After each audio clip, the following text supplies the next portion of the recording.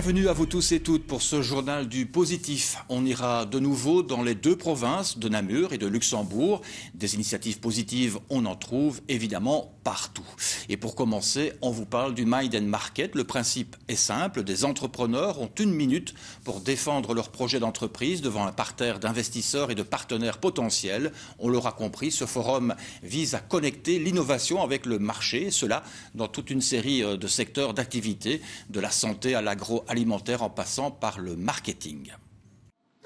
Aujourd'hui, la ferme de Meux et Nioul à La Bruyère est transformée en temple de l'innovation. Ils sont 50 à présenter leur projet d'entreprise, ici, à partir de leur stand, mais aussi là, sur l'estrade, face au public. Et ils ont 1 minute, pas 1 seconde de plus pour convaincre et séduire. Et donc au cours d'une après-midi, on a des entrepreneurs qui vont venir en fait présenter leur projet à tout un panel ou un public divers et varié, composé d'accompagnateurs d'entreprises, de consultants, du grand public, avec l'objectif de se faire connaître, d'avoir plus de visibilité, mais aussi de pouvoir s'entourer éventuellement des bonnes personnes pour développer davantage leur projet. Anne Roberts est namuroise, elle a créé littlestep.be, une boutique en ligne. Elle vend des produits et des objets qui permettent de réduire peu à peu ses déchets. C'est à son tour, elle a donc 1 minute pour être sélectionnée par le jury et peut-être remporter un prix. Eh bien, sur ma boutique en ligne littlestep.be, qui simplifie la réduction des déchets. Sa présentation a convaincu, Anne est sélectionnée. Sa motivation à participer au Mind and Market ? Tout d'abord, je voulais avoir un retour aussi du marché, de différents profils de personnes et éventuellement, oui, pourquoi pas avoir un soutien financier pour aller plus loin dans mon projet, le développement de mon site. Dans le public, il y a donc notamment d'autres entrepreneurs, mais aussi des partenaires financiers. Et puis, il y a le cofondateur de l'entreprise Make It, à la recherche d'entrepreneurs passionnés.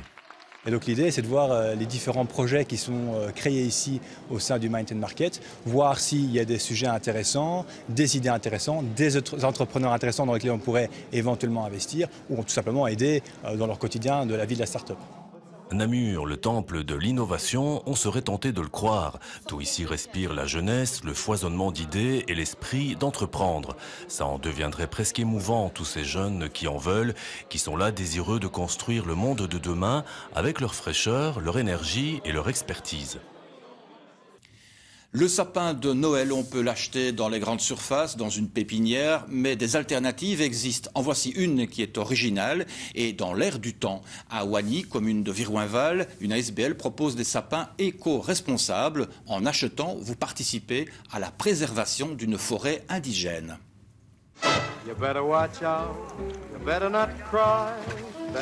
Ici, dans la commune de Virouinval, Noël se prépare activement. La preuve en est, on coupe déjà les sapins. He's making a list, checking it twice. Gonna find out who's naughty and nice. Située dans le massif ardennais au cœur du domaine des Nobertins, la forêt des Muscardins à Wany était menacée il y a quelques années d'une mise à blanc. À la place d'une belle forêt indigène, une sapinière serait née. Un désastre pour le biotope exceptionnel de ce lieu. Ça veut dire la biodiversité, tous les animaux, tous les petits mammifères, les libellules, les papillons qui sont liés à cette forêt-là étaient disparus d'un jour à l'autre. Le sol ici est très intéressant. Il y a une tourbière en formation, des grands carex qui ont besoin de lumière. C'est pourquoi en 2014, quelques citoyens de la commune et amoureux de la nature ont trouvé un accord avec le propriétaire afin de sauver les 23 hectares de feuillus et préserver l'habitat humide d'un bon nombre d'espèces protégées. Cependant, sur quelques hectares, le long du ruisseau, des épicéas avaient déjà été plantés. La SBL s'active donc 1 fois par an à la période des fêtes de fin d'année pour les couper. C'est win-win, comme on dit. Nous, on veut dégager les sapins, mais c'est en même temps aussi dommage pour les jeter, pour les brûler. Alors oui, on les dressait pour des sapins de Noël. Une belle façon de trouver une dernière utilité à ces sapins de notre région et de rendre les fêtes de Noël un peu plus éco-responsables. Comptez donc 25 € pour les moins de 2 mètres et 35 € pour les plus grands. Les commandes se font par mail ou par téléphone et les sapins seront prêts à être enlevés ou livrés à partir du 8 décembre.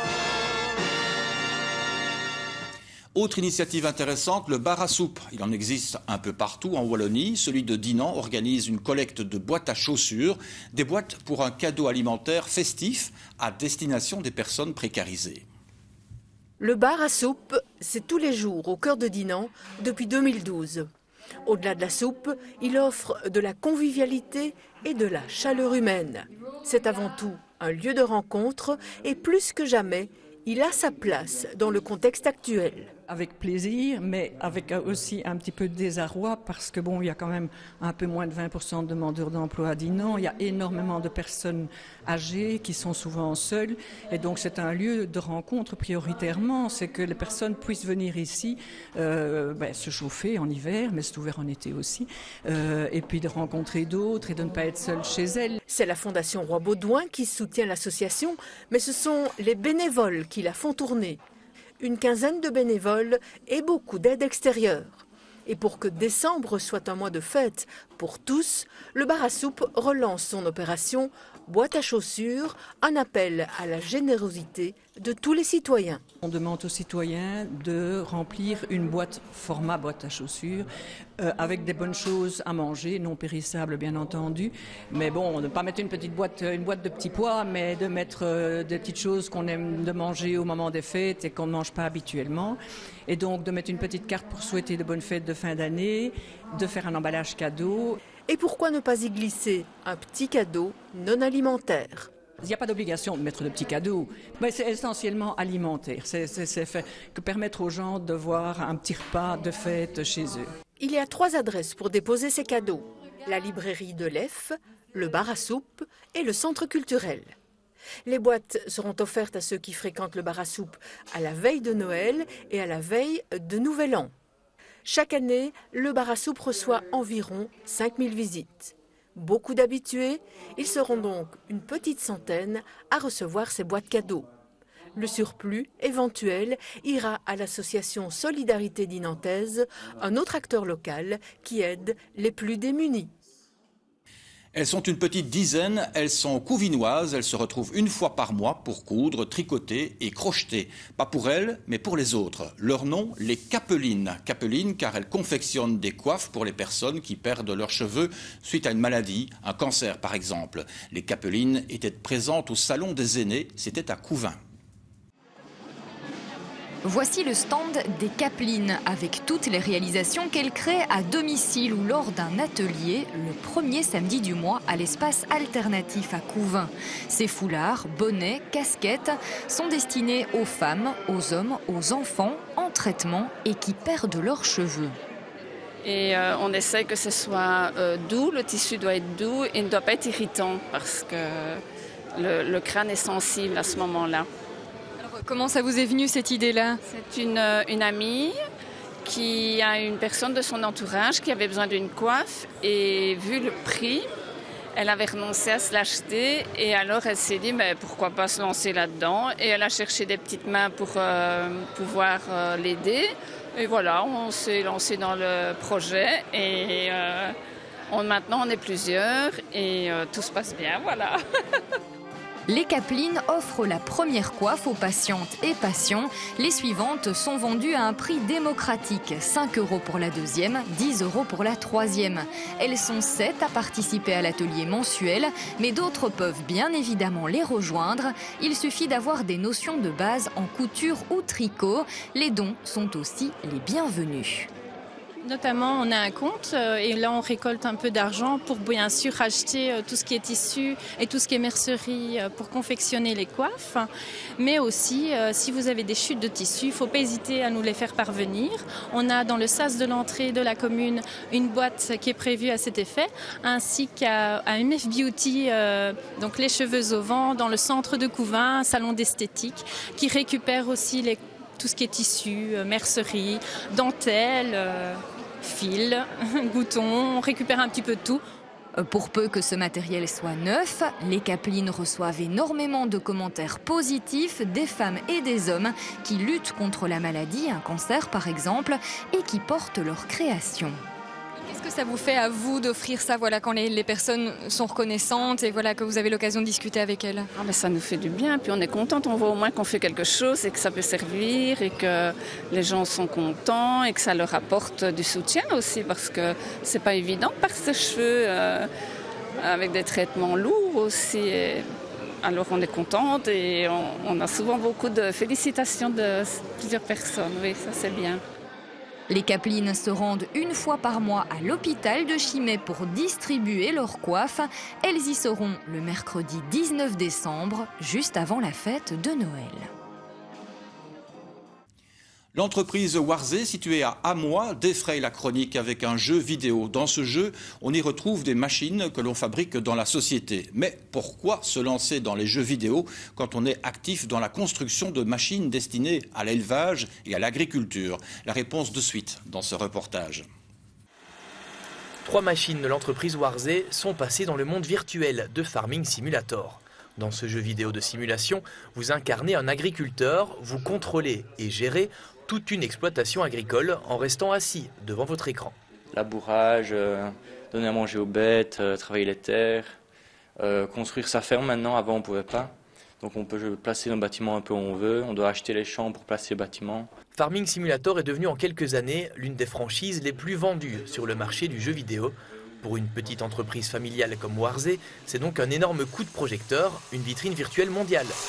Les plus jeunes maintenant qui sont susceptibles de reprendre une ferme plus tard, pourquoi pas, ça peut les attirer en se disant tiens, je ne connaissais pas la marque, j'y ai joué quand j'étais jeune et je vais les recontacter.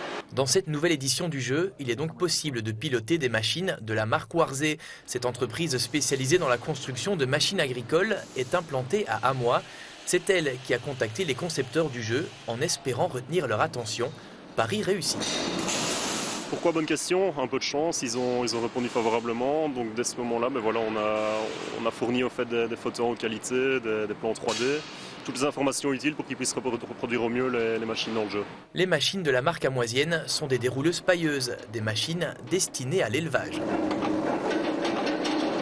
Eux nous ont dit qu'il y avait l'opportunité pour 2 à 3 machines, donc on a choisi les machines et on a pris celle qui chez nous se vendait le mieux, était le plus courante pour que ça représente au mieux ce qu'on fait habituellement en fait. Nous, les 80% du marché de vente, c'est Internet. On ne fait plus de foires et on ne fait quasi plus de démonstrations chez les gens. L'entreprise condrusienne s'exporte de plus en plus à l'étranger, à tel point que des machines au W ont été vendues en Amérique du Sud et au Japon.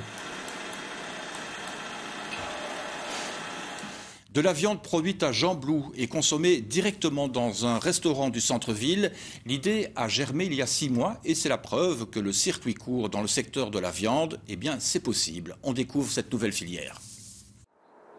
Bienvenue à la ferme de Baudessay à Gembloux, une exploitation où on élève des poulets et des bovins, comme cet animal qui se retrouvera bientôt dans les assiettes d'un restaurant bien connu du centre-ville, du vrai circuit court puisqu'il n'y a que 5 km entre la ferme et le resto. Un jour mon fils est rentré de l'école et m'a dit « Papa, notre prof de citoyenneté nous a dit que les agriculteurs étaient tous des assassins et des pollueurs ».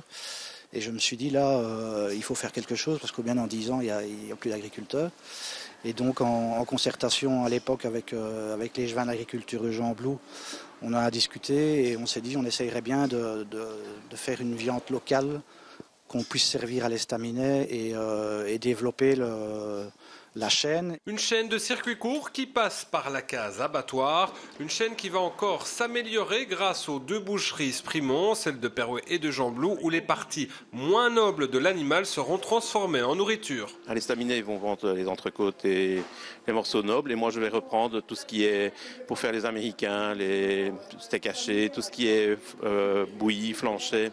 Donc voilà, les jarrets de bœuf. On va retrouver cette bête-là dans le comptoir. Ou à l'Estaminet, dans le centre de Gembloux, où 500 kilos d'entrecôte provenant des animaux de la ferme située à 5 km seulement ont déjà été consommés depuis le mois de mai. L'idée était de faire du circuit court parce que l'agriculture est fort décriée à l'heure actuelle et donc on avait envie de remettre en avant nos agriculteurs locaux, de les faire vivre mais aussi de revenir aux sources. Donc nous on a commencé en mai, c'était la quinzaine du bœuf wallon. Donc on s'est dit, de toute façon, en la mettant comme ça pendant 15 jours dans nos suggestions, puisqu'on fait des nouvelles suggestions tous les 15 jours, on allait voir un petit peu les retours. Et puis finalement, le retour a été très très positif. Les gens ont adoré l'idée de faire vivre nos producteurs locaux. Et donc depuis le mois de mai, on a l'entrecôte et on a fait plus ou moins déjà 500 kilos de cette viande et les gens en redemandent. D'ailleurs, l'entrecôte produite à Gembloux à la ferme Baudessay fait aujourd'hui partie intégrante de la carte du restaurant. Sortir avec sa classe dans la nature, certains enseignants le font parfois et d'autres très régulièrement. C'est le cas de l'école communale de Bercheux, près de Bastogne. Depuis l'an dernier, maternelle et primaire sortent au moins une après-midi par semaine autour de l'école, dans le village ou encore en forêt.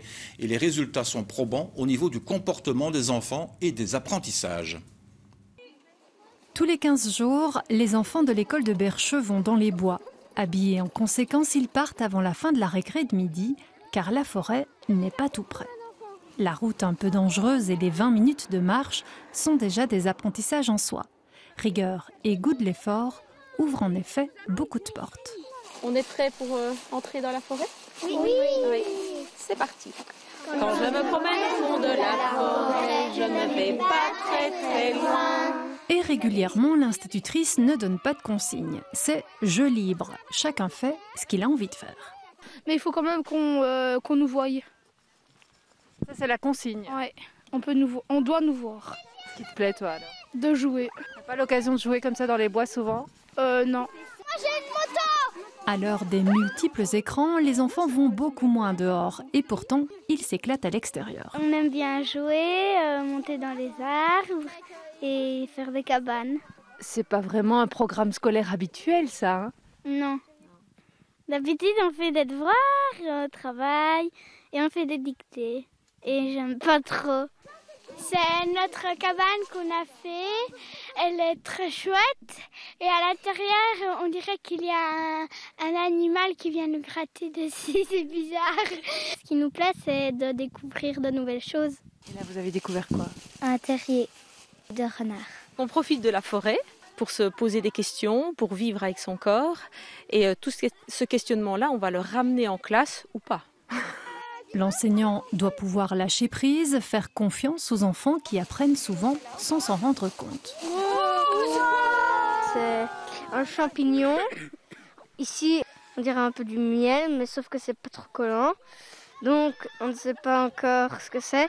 Ici, j'ai fait un petit trou pour voir quelle est la couleur à l'intérieur. Rose-blanc. Ce qu'on est sûr, c'est qu'on ne sait pas de quelle race c'est et si c'est toxique ou pas. Ça vous plaît de laisser sortir en forêt ? Ouais. Oui, et surtout, ça évite les devoirs. Elle travaille. Ça, c'est ça qui te plaît. Tu penses que tu ne travailles pas quand tu viens en forêt ? Non. On fait pas souvent de travail, sinon on fait des petites activités et on travaille presque pas, quoi. C'est la vraie vie, la forêt. On est vivant pleinement et c'est là qu'on apprend concrètement les choses, voilà, pour passer à l'abstraction après. Ils ont besoin de ça, en fait, les enfants. Vous remarquez qu'après, c'est mieux ? C'est beaucoup mieux, voilà. Ne fût-ce qu'au niveau de l'entente entre eux, l'entraide, c'est vraiment très, très, très marqué, ça. Et ils sentent que ça les enrichit énormément, en fait. Ce que je préfère, c'est d'escalader. J'aime bien aussi ramasser des choses de la nature. J'adore. J'observe plein de choses. Tu sens que tu apprends des choses ? Bah oui, par moi-même.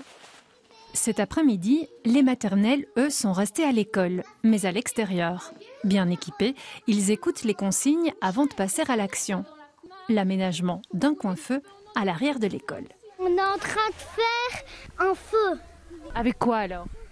Des bois, des pierres, tout. Des planches. Ça te plaît ? Oui.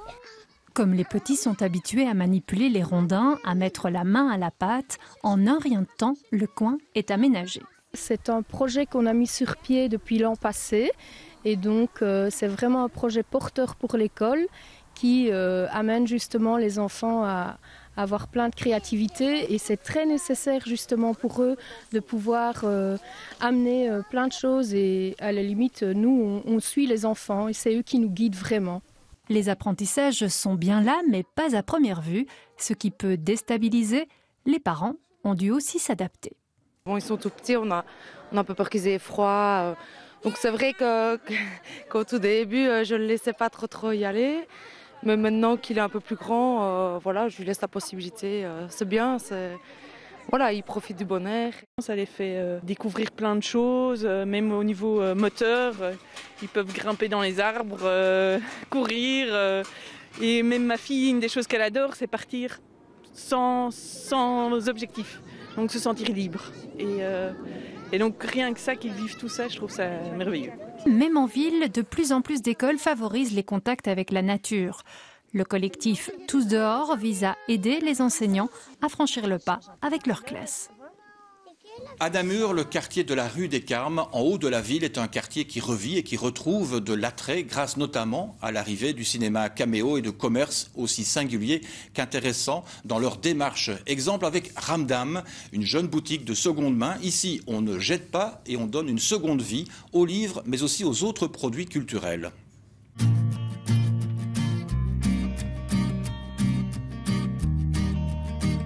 Univers particulier, atmosphère un peu magique à la boutique Ramdam. Au plafond, les oiseaux en papier côtoient les vinyles, objets migratoires qui passent d'un pays à un autre, le pays du réemploi. Et puis il y a ces drôles de machines, une qui ne fait pas crédit et l'autre plus fantastique encore, elle qui sert à réveiller les livres.